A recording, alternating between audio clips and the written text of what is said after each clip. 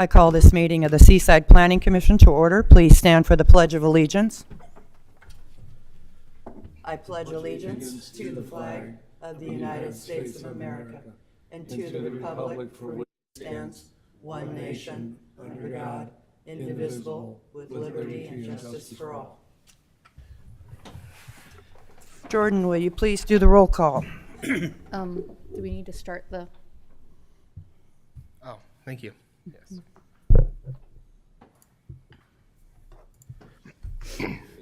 Commissioner Don Johnson, I'm here. Vice Chair Kathy Klezik, Here. Commissioner Brandon Kraft, Present. Chair Robin Montero, Here. Commissioner Lou Newbecker, Present. Commissioner Chris Rose, Present. and Commissioner Gretchen Stammer. Here.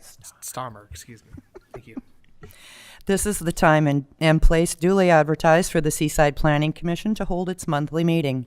Agenda items can be initiated by the general public, any legal property owner, Seaside City Council, city staff, and the Seaside Planning Commission. Does anyone present feel the commission lacks the authority to hear any item on the agenda? Moving on. Are there any corrections, deletions, or additions from the minutes of, why do I always lose this part? February 7th, 2023. Hearing none, the minutes are adopted as written.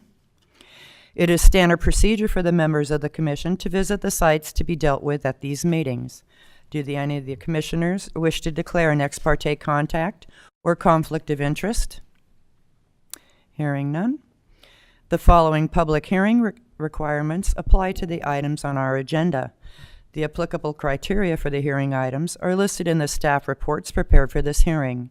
Testimony and evidence shall be directed toward the applicable criteria listed in the staff reports or other criteria in the plan or land use regulation which you believe applies to the decision. Failure to raise an issue accompanied by statements or evidence sufficient to afford the decision maker and the parties an opportunity to respond to the issue precludes appeal to the Land Use Board of Appeals on that issue. The applicant will testify first, followed by any other in favor of the request, then any in opposition will testify, and then the applicant will be given time for rebuttal. For testimony, we will hear from in-person attendees, followed by electronic attendees. When the time comes to hear from the members of the public attending electronically, there's a feature in the attendee view that allows you to electronically raise your hand by clicking on the control panel at the bottom of your screen. Phone attendees can raise their hand by pressing *9.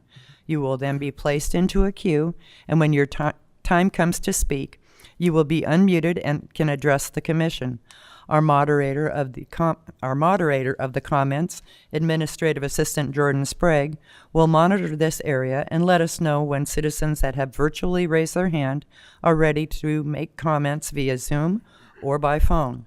Background noise must be kept to a minimum while testifying, or your testimony time will be ended early. Prior to testifying, please state your full name and your address for the record, and please limit your comment to 4 minutes. The first public hearing item on the agenda is 23-009 CU. Mr. Planning Director. Thank you, Madam Chair. Tonight we have a request from David Kohler to install a mini storage facility at 719 First Avenue. Gordon, if you can go to the next one. The building's currently vacant. There's 2 separate entrances off of First. It's being split into 2 separate commercial spaces, with Unit A being a prep kitchen for a catering business with a small customer service area, and Unit B being the actual facility that will be utilized for, I believe, 29 very small mini storage units. You can see they range in size from approximately 9 square feet to 75 square feet. So these are not large commercial storage. It's very small retail storage. The applicable review criteria is in the staff report, along with the findings, justifications, and other statements. Should all have been provided to you. There's also a draft of the conditions that I need to make a correction on. They're numbered condition 1, condition 3, and condition 3. They're separate. Condition 1, condition 2, and condition 3.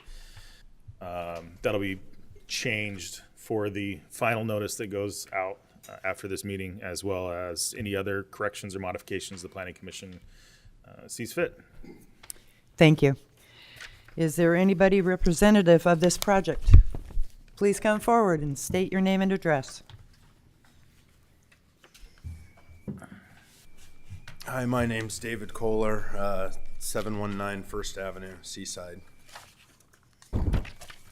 Tell us about your project, Dave. Okay, well, this was a commercial building. I've separated about 1,500 square feet to put a cheese shop in there called Cheese. Destiny Dudley's, that's going to be her operation. I've got the about remaining 2,000 square feet on the other side that I'd like to put in sort of a small mini storage facility, sort of targeted to downtown businesses that need a little extra space. And then in the back area there, that was about 700 square feet, turning that into a wine storage area. That kind of plays off of Destiny's business a little bit. And yeah, it'll all be climate controlled, just small sort of wine storage cellar units there in the back. So that's my plan. I think that's it, but you may as well just hang for a minute. I will. Is there anybody out there who is opposed to this project? Jordan, do we have anybody online? We do not.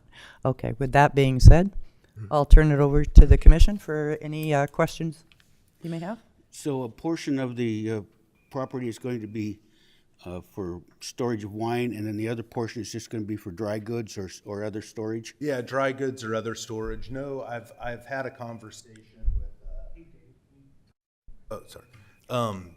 Pull it to you. I've had a conversation with the property owner just to the east, Brandy Gregg, and assured her that there won't be any flammables or hazardous materials or anything stored in there, but it would basically be just dry good storage. Yes. Yeah. Thank you. Mr. Rose? Yeah, one question. You're charging by the square foot on these units, or just? Yes, but they won't be, each, a 5x5 won't, a 10 by 5 will not be twice, exactly the cost of a 5x5. So it's not going to be like each unit's $1 a square foot. So Okay, there will be well, varying. The only reason I brought it up is I noticed the numbers are off from what they actually are. You've got 3 foot by 3 foot on the long batch up in the top left. They're actually 3 foot by 4 foot. In your And top the- left, where are you? It would be on This right here? the southwest side. Southwest Oh, to your left, all the side. way. Yeah, those. Over here, okay. And then at the very top, in the middle or to the right, they say 5 by 5, but they're actually 4 by 5, going by scale. I mean, it doesn't affect the outcome of this event, of course, but Right, right. it's just for your information so you don't overcharge. Okay. No, this is just a very basic site plan before I put too much into the, the actual building plan Yeah. of the project. Yes. Yeah. Thanks for pointing that out, though. Mr. Newbecker? Commissioner Johnson that got my question already. Commissioner Stommer? No questions. Mr. Kraft? No, actually, I don't have any questions. Ms. Klezak? Can you describe a little bit more how the wine storage part of this is going to work and what you mean by wine storage? So this came about with Destiny putting in her wine cheese shop next door, and she has a SBA business coach. they're both into the wine industry, and they have convinced me that there may be the market for restaurants and wine distributors to store wine at the coast. During the summertime, some of these restaurants are going through, lots of wine and can't get repopulated, easily. So with that said, I've decided to take, that back section of it there and make that solely for wine storage, make it look like, a wine cellar in a way. I think there's an opportunity too for Destiny to possibly operate some sort of, little wine club where she can stock these lockers for people. But that's sort of how it came about. Now, I don't want to get sort of pigeonholed into that because I know that the mini storage will work there. So if the wine storage doesn't carry its own weight, I will just make that area in the back fall in line with the rest of the mini storage. Does Okay. that make sense? Does that answer your question? Or? Yes, it brings up some further questions as to how those wine storages, you envision them being filled and stocked and maintained. Maintained not by me, but maintained by the person that rents it from me or Destiny if she's stocking it. There are also, though, I should mention that there is a second gate to get in to access into that back area. Can you say where that is? You mean inside the building? Inside the building, right? You see kind of right in the middle, it says gate with coded entry right there. So that would just be a separate security into the wine storage area. Okay, and this is all actually on the mark of, I'm not trying to pick apart your business plan. But he brought what it I am- up, so I have a Right, question. but I am also concerned with how and what machinery you're planning on using to keep it cool and climate control it, and where is that planning on being installed? So it's not going to require any machinery, any like cooling machinery. This is just going to be kept at 58 degrees with with the existing heat pumps that are there. Okay, so you're not planning on adding anything on the exterior of the building No, that would be no, outside nothing the that's not already building there. envelope? There's already kind of right in the corner, that interior corner of the building part there, there is a compressor already there for the existing Where is it? cooling system. That would be the kind of that interior corner of the back parking area. Yeah, I was going to say, Yeah. go ahead and walk up there and point it out. System right here. Okay.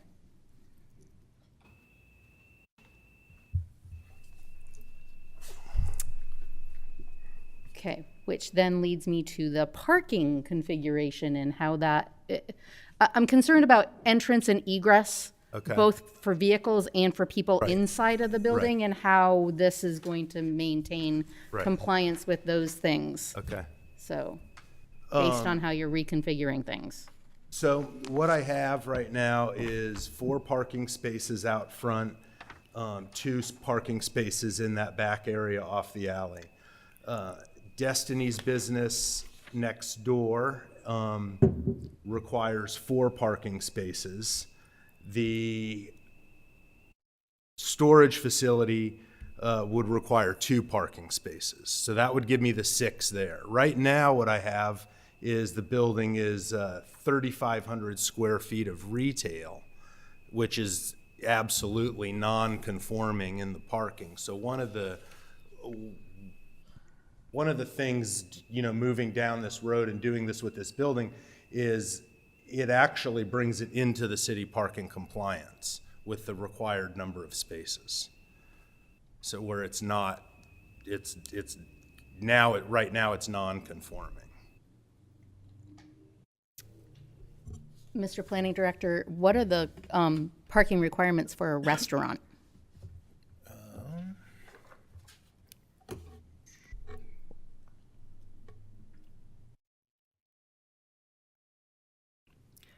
Now, as I understand it, the proposed cheese tenant is not a restaurant?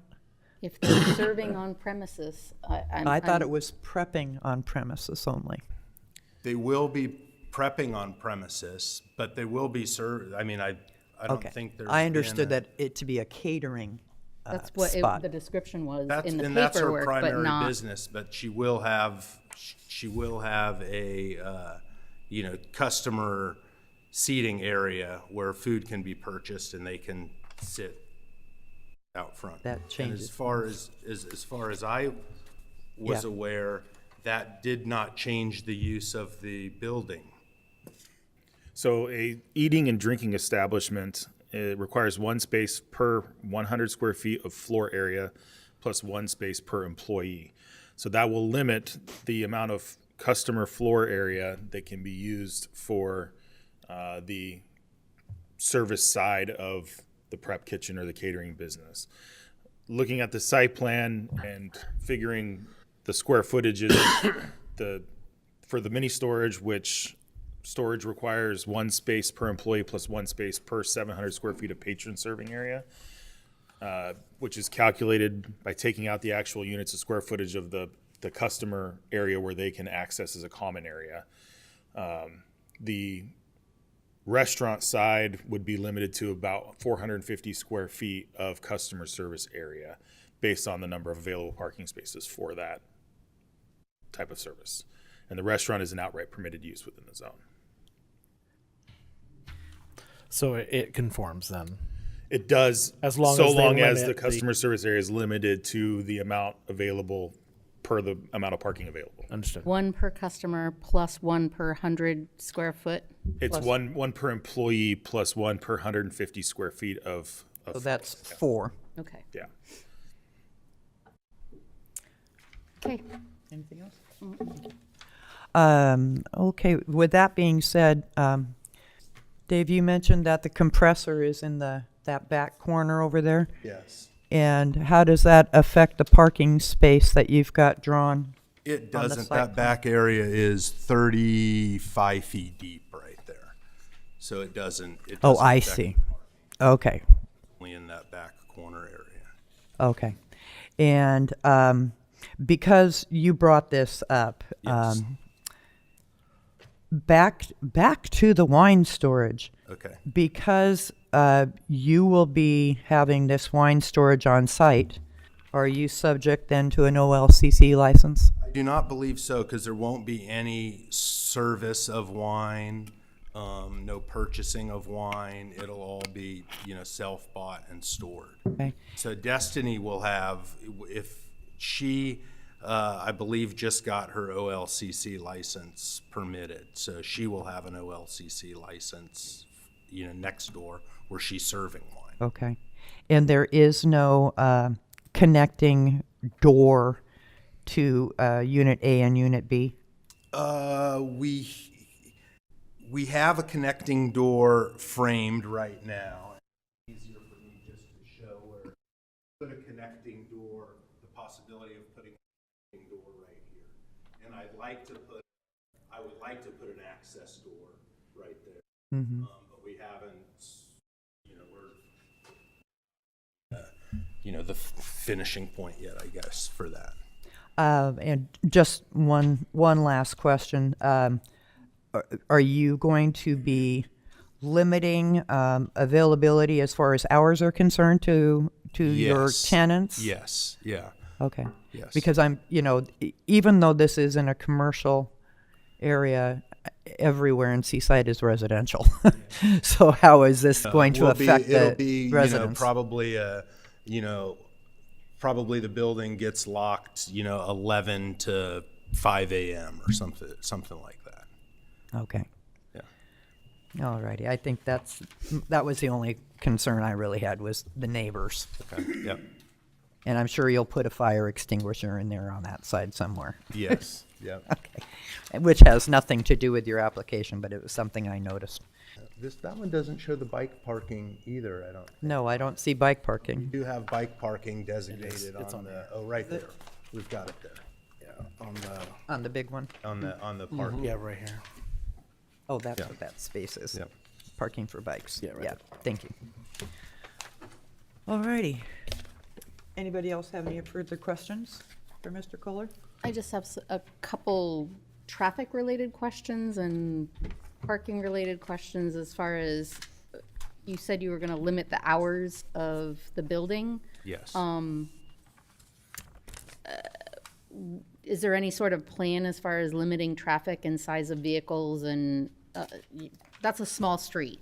And so this additional traffic, businesses in a hurry to go get their supplies It's a small could street. be concerning for pedestrians in the area. You know, it's a small street, I agree. I don't know how I can, what else I could do to sort of influence the parking on the street. I mean, I'm sort of in the mindset that a spot that requires a, 3,500 square foot retail space that requires, 18 parking spaces down to this that requires 6, sort of says to me that that's lessening the amount of traffic use of the building. So I guess that puts it sort of in the right direction of, removing some traffic that would normally operate on that street. I mean, the building has been vacant for, a year and a half or so, That's the old TNC, isn't it? the old TNC. Well, you're still putting in 29 units, so that's 29, most likely 29 cars or trucks. Right, but you would think In a that that hurry. would be In a less than considerably less than a 3,500 square foot retail space. I would think that it would be considerably less. I mean, I'm familiar with that, what that sort of amount of space generates from operating, Clean Line and the parking necessary for that business. Yeah. That was a consideration here when I put, when Destiny goes in, into the 1,400 square feet, and she requires, 4 parking spaces. How do I legitimately rent the space on the other side to any other business? Because they're going to certainly require, more than 2 parking spaces. So there's almost no other use I could do with the building to bring it into, into more compliance than this. And the building will have sufficient exterior lighting and security and all that jazz? I want to make it a very secure storage. Like I said, I want to sort of, I don't want this, advertised, mini storage in the middle of downtown Seaside. I want to sort of make it cater to downtown businesses, because You just said that magic phrase, make it cater to, it probably needs to be stated that this is commercial storage only and not residential of any kind. Is that right? I wasn't going to make that designation, but when you say that, that's how I'm thinking, that's what I want this to be, yes. Okay. Yeah. Okay. I don't have anything further. Are you adding that as a condition? No, because that's no, I will not. If you would like to suggest Is that a that. condition that would be acceptable to you? That would be, Because that once, that would be acceptable to me, but I think that sort of, then I can't rent to a family that's got a house in downtown Seaside that's moving, between places. That does, limit that. But I mean, if that was a condition that was imposed, that would be acceptable to me. Well, seeing as how this is all interior access storage and not exterior access. my concern is once the conditional use is granted, that then, it could be changed to a mini storage with other purposes, and that would be detrimental, in my opinion, to the area. And I agree with that. It'd be detrimental to my tenant right next door. And believe me, I've had conversations with her, about this very same thing, because she doesn't want, people storing their bicycles in the place or their only belongings or that sort of thing. So, yeah, I'm fine to any,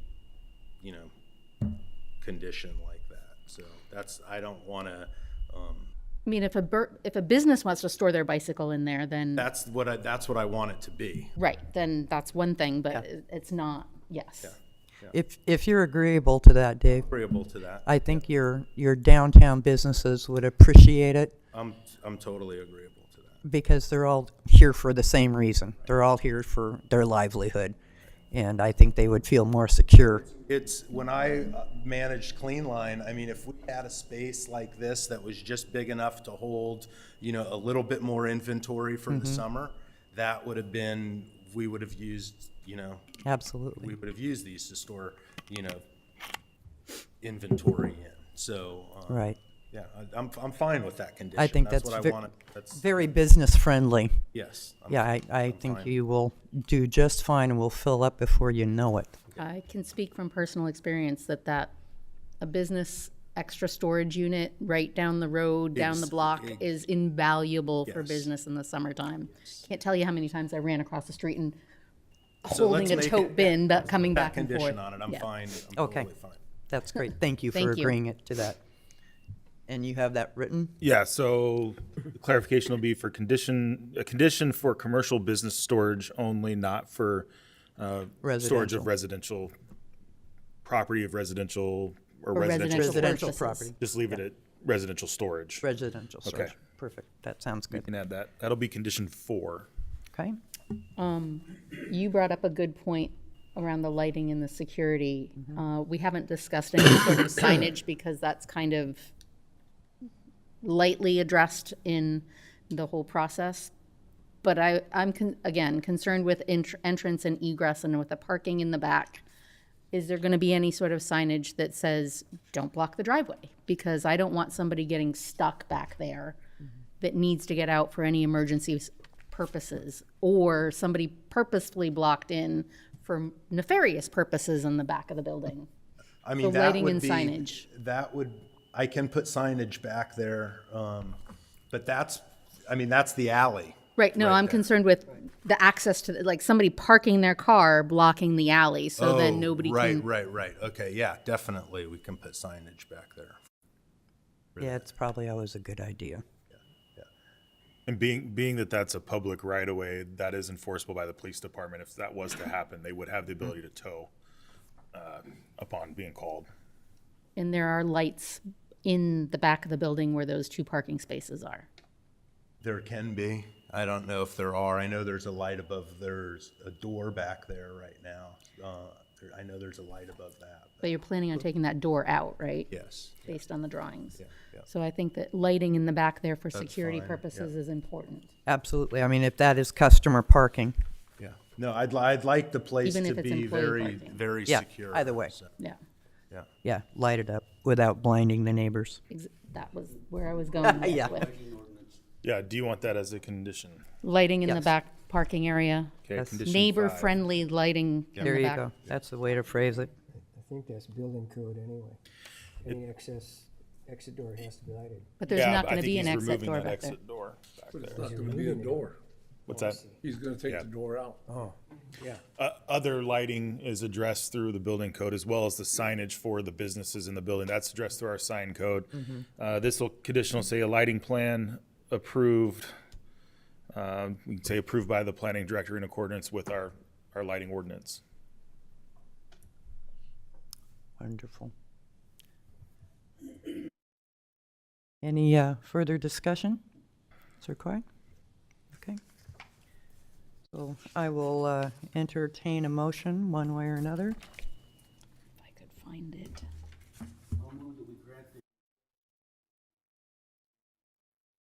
The is it five conditions now? 5 conditions. Okay, with the 5 conditions that we've discussed. I'll second that motion. Okay, we have a first and second. That was Mr. Johnson and Mr. Newbecker. All those in favor, say aye. Aye. Aye. Opposed? Granted. Okay. Thank you once again. Thanks, Dave. Good luck. All right. All righty, ordinance administration, gentlemen.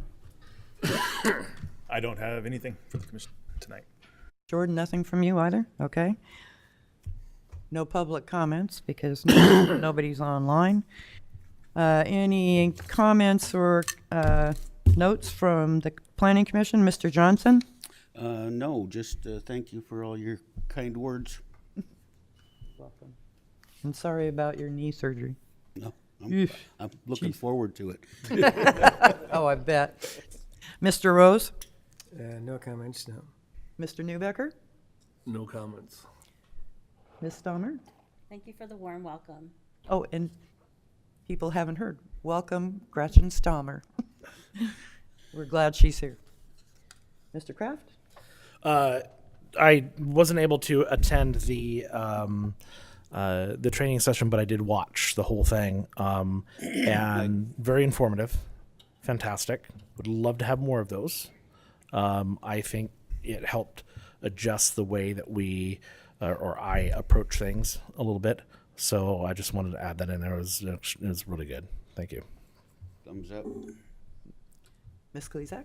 Yes, speaking of the planning work session that we had on February, will those meeting minutes be part of our agenda next meeting, or are they considered city council meeting minutes, or both? They were in our meeting, in our work session spot, so I'm hoping that we get to have some minutes so that we can make that slide deck and the presentation and all the things that point to it part of the record, because it was extremely valuable and really good, and we had a public meeting and it needs to be on the record.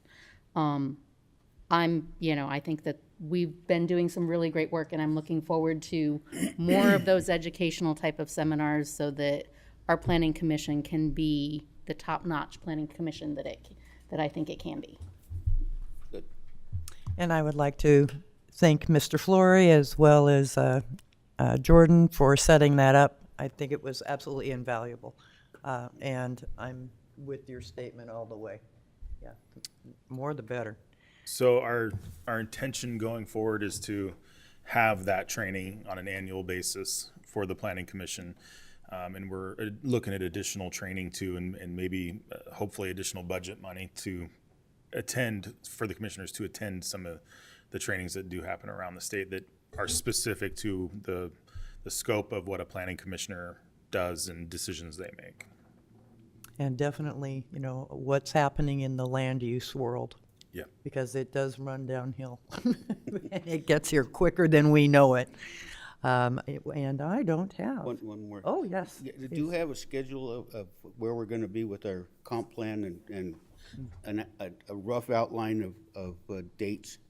I don't yet. Are we looking at like this summer or this fall? We have a contract with the consultant. It's being reviewed by attorneys right now. Once that contract is signed, our kickoff meeting will probably be the meeting where we get down to what's our rough estimate on timeline going to be. They've estimated it's going to take about 18 months. And I know we want to get started as soon as we possibly can and get going on it. So as soon as we have that kickoff meeting and kind of get the outline, I'll certainly bring back some information for the commission.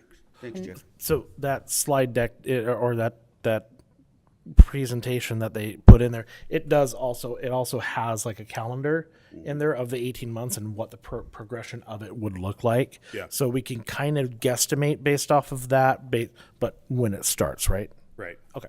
Yeah, based on what our start date is going to be, because that was done in estimation of when we were going to be able to get a decision from staff and from the council, and it didn't happen for a little while longer than what originally was hoped for. But I know there's folks in the community, there's commissioners, there's counselors that are eager to get working on this. So we're going to try to get it going as soon as possible. But in the meantime, there is other things that the Planning Commission can do that we don't have to wait for a revision of the comp plan for. No, just So, keep reading those comp plans. And exactly. the planning commission is going to be involved in part of the comp plan revision process. Yeah, there'll be public comment processes which are open to anybody, plus there'll be advisory committees to the process that will most likely contain some planning commissioners, some city councilors. And then the start of a lot of the public comment for a comp plan happens in this meeting. And that's kind of where a lot of the work is going to get done. Okay, thank you. Pretty exciting stuff. Okay. Anything else from anybody? Okay. Well, with that, we're adjourned.